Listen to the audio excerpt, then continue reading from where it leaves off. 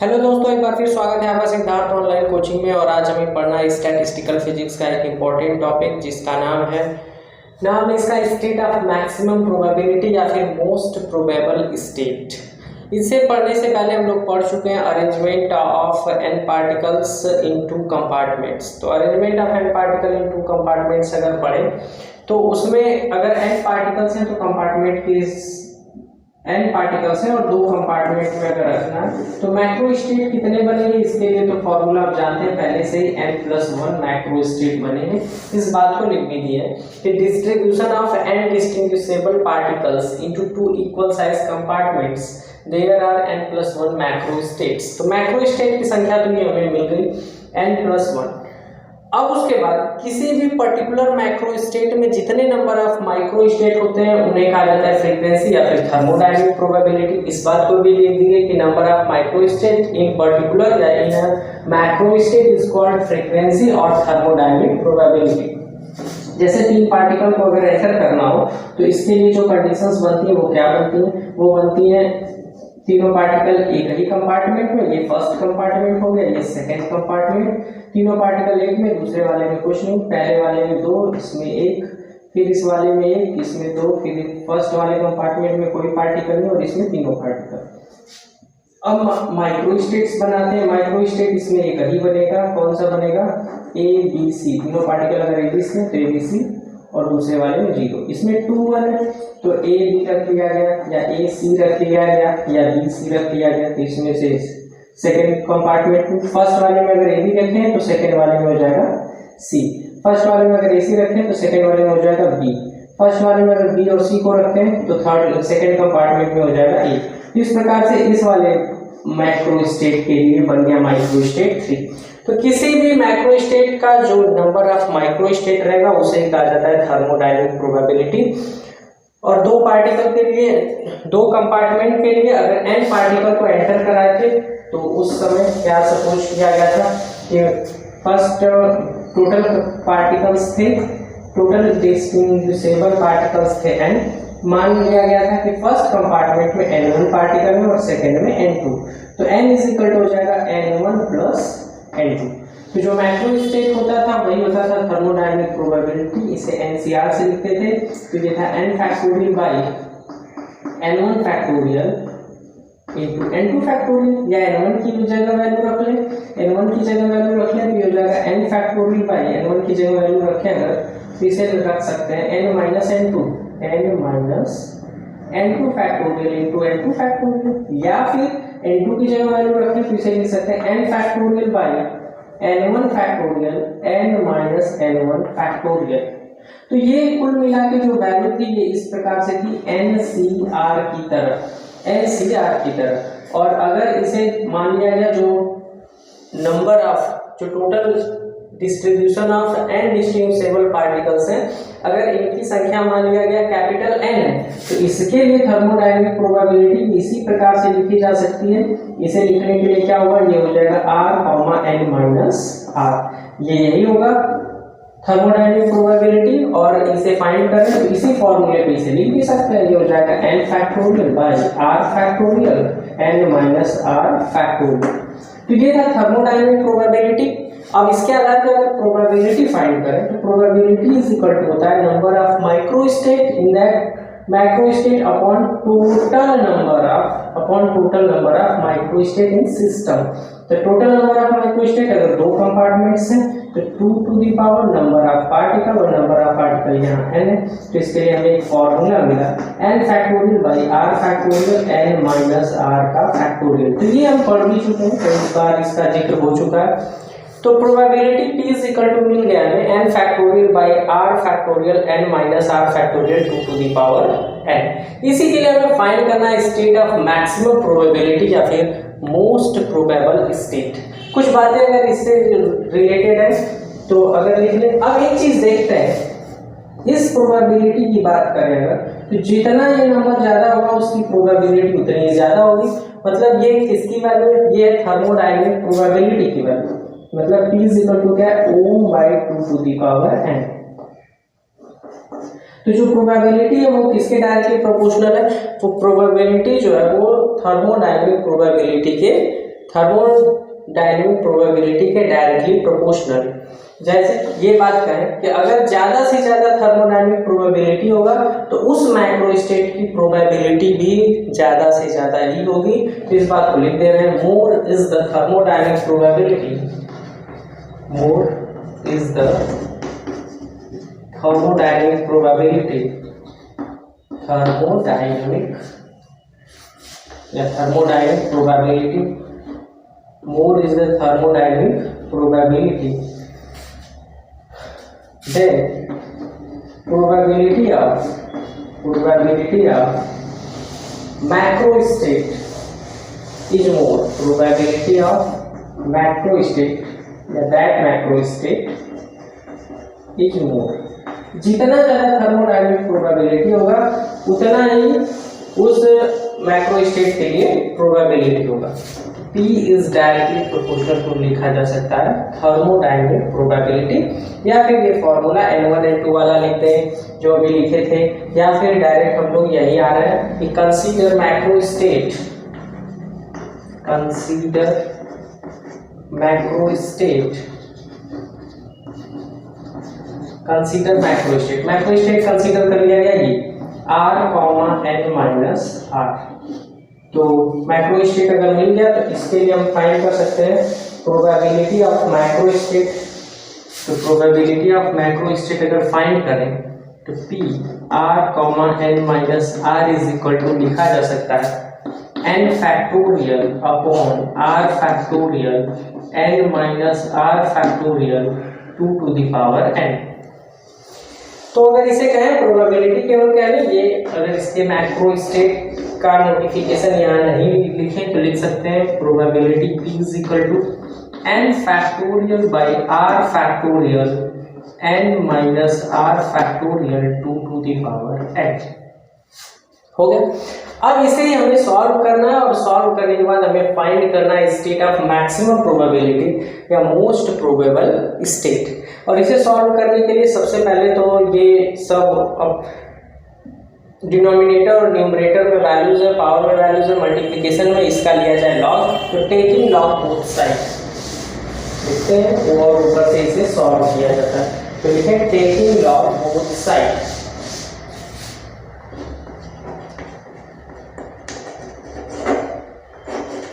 Taking log both side, दोनों side दोनों पक्षों में लॉग लेने पर क्या होगा, ये इधर तो हो जाएगा लॉग इज इक्वल टू, यहां से अगर लॉग लिया जाए तो ये हो जाएगा log n factorial, log n factorial upon में ये सब लॉग में हो जाएगा, और अपॉन वाली चीज जब ऊपर आएगी तो ये हो जाएगा माइनस, तो इसे लिखेंगे माइनस लॉग r फैक्टोरियल, हो गया माइनस लॉग r फैक्टोरियल। फिर ये भी ऊपर आएगा, ये हो जाएगा minus log n minus r factorial, फिर 2 to the power n भी ऊपर आएगा, ये हो गया minus log 2 to the power n।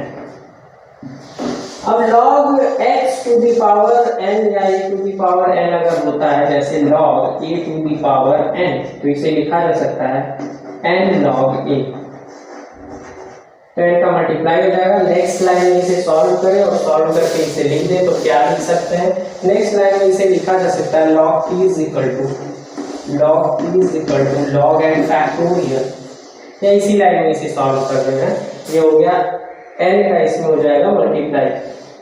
फिर नेक्स्ट लाइन ही कर दें, एक लाइन बढ़ाई दें, फिर हो जाएगा log n factorial minus log r factorial minus log n minus r factorial minus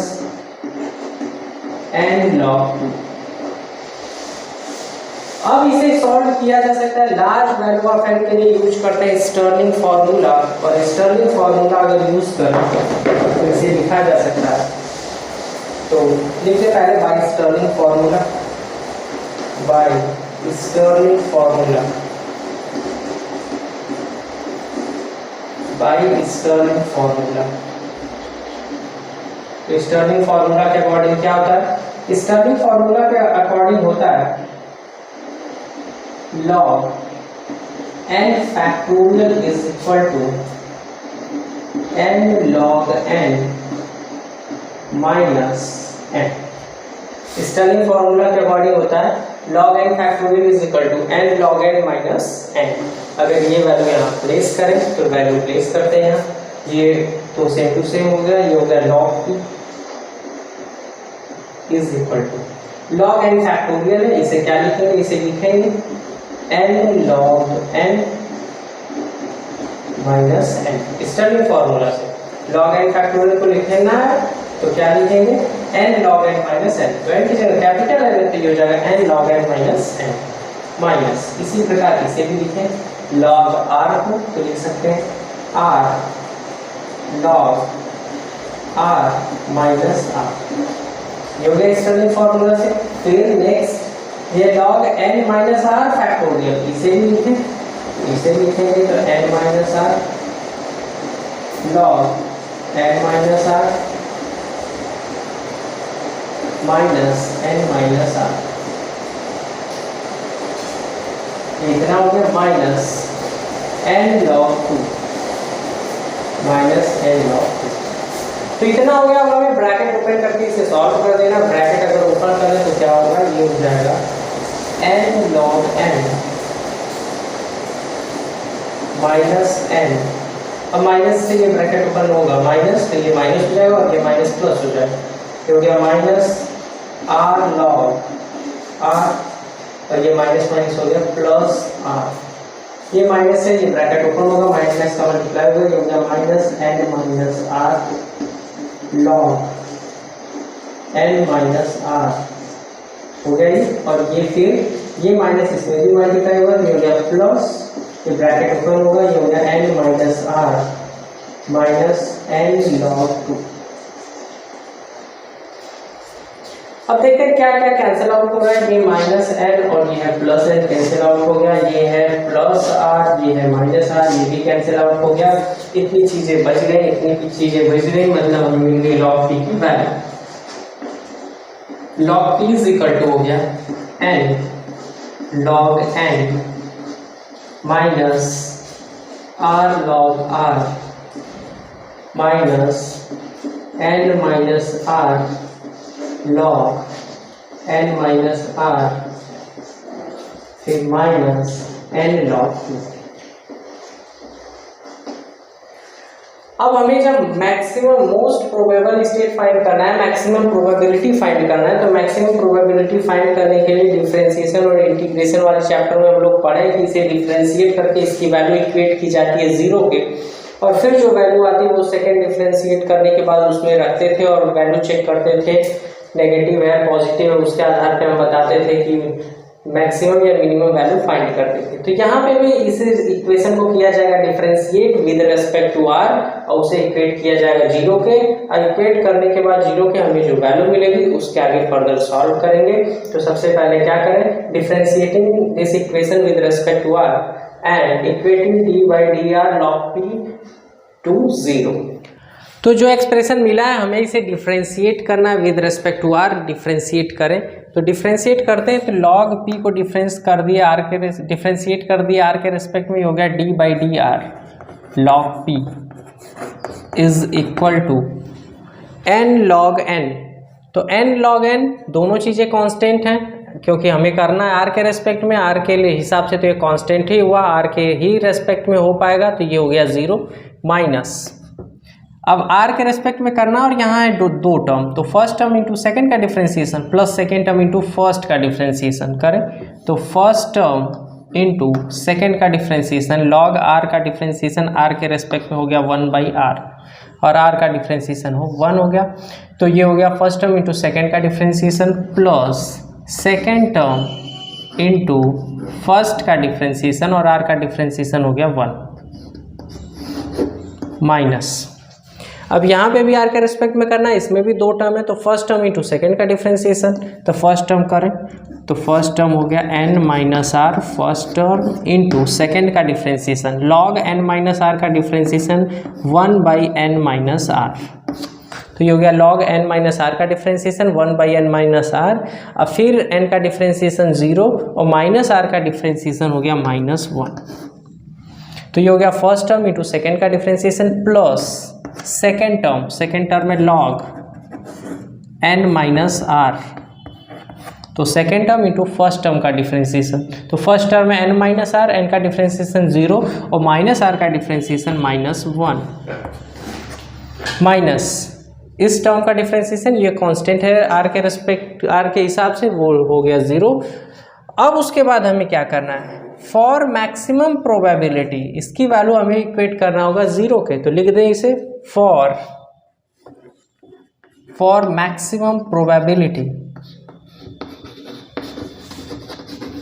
for maximum probability d/dr of log p is equal to 0। तो 0 करके नेक्स्ट लाइन लिखते हैं, ये हो गया 0 is equal to minus, solve भी करते हैं, r से r कैंसिल हुआ, यहाँ बचा 1 plus log r minus n minus r से n माइनस r कैंसिल हुआ, ये माइनस है तो ब्रैकेट ओपन नहीं किए, तो ये हो गया -1। यहाँ से भी माइनस का मल्टीप्लाई हो गया, ये हो गया minus log n minus r। तो 0 is equal to, bracket open करते हैं, ये हो गया -1 log r, नहीं सॉरी -1, माइनस का मल्टीप्लाई इसमें भी हो गया, ये हो गया -1 माइनस log r, फिर माइनस का मल्टीप्लाई अंदर होगा, ये हो गया माइनस माइनस +1 और ये भी हो गया minus minus plus log n minus r। तो ये -1 है, ये +1 है, ये दोनों कैंसिल आउट हो गए। और अब उसके बाद ये हो गया 0 इज इक्वल टू, या इसे लिख सकते हैं log n minus r, log n minus r minus log r is equal to 0। तो इज इक्वल टू 0 इधर ही लिख दिए। अब ये log m minus log n, इसे लिखा जा सकता है log m/n, लिखें अगर तो लिख दिए log n minus r/r is equal to 0। अब ये log है, इसका एंटी लॉग लें अगर, टेकिंग एंटी लॉग,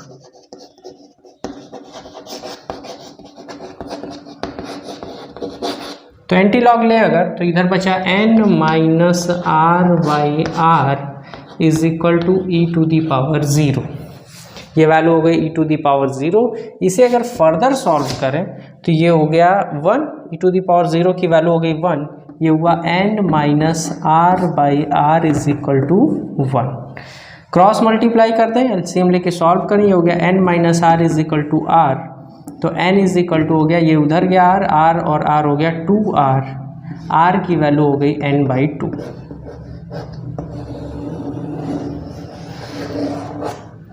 r की वैल्यू हो गई n/2। मतलब जो मैक्सिमम प्रोबेबिलिटी हमें मिलेगी वो कहाँ मिलेगी, वो तब मिलेगी जब r की वैल्यू होगी n/2। तो कह सकते हैं hence probability of macro state, hence probability of macro state is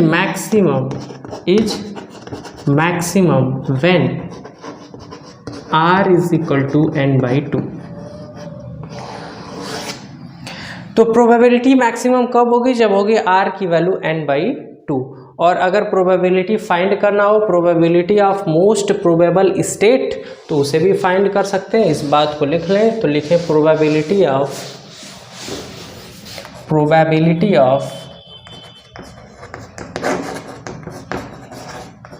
most probable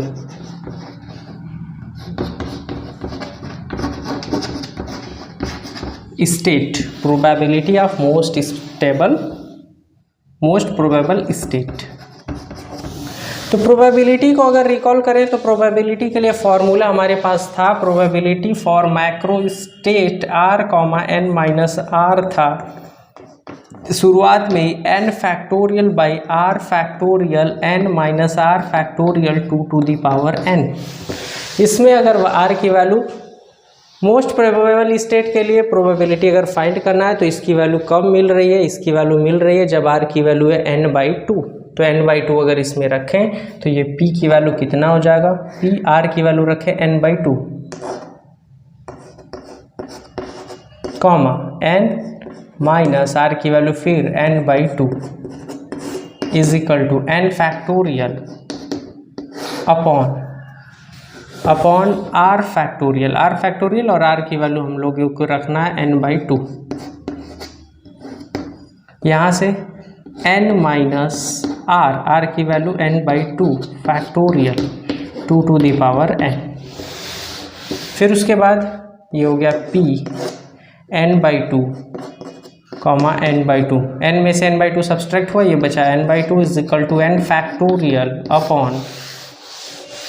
upon ये हो गया n/2 फैक्टोरियल, और n में से n/2 सब्सट्रैक्ट हुआ तो ये भी हो गया n/2 factorial 2 to the power n। या इसे कह सकते हैं p n/2 comma n/2 is equal to n factorial by n/2 factorial का whole square into 2 to the power n। यही है probability of most probable state. ये क्या है, this is the probability of most probable state. तो ये find कर लिया हम लोग जो हमें फाइंड करना था, प्रोबेबिलिटी ऑफ या स्टेट ऑफ मैक्सिमम प्रोबेबिलिटी या फिर मोस्ट प्रोबेबल स्टेट। तो मिलते हैं दोस्तों अब इसके बाद नेक्स्ट वीडियो में। Thanks for watching.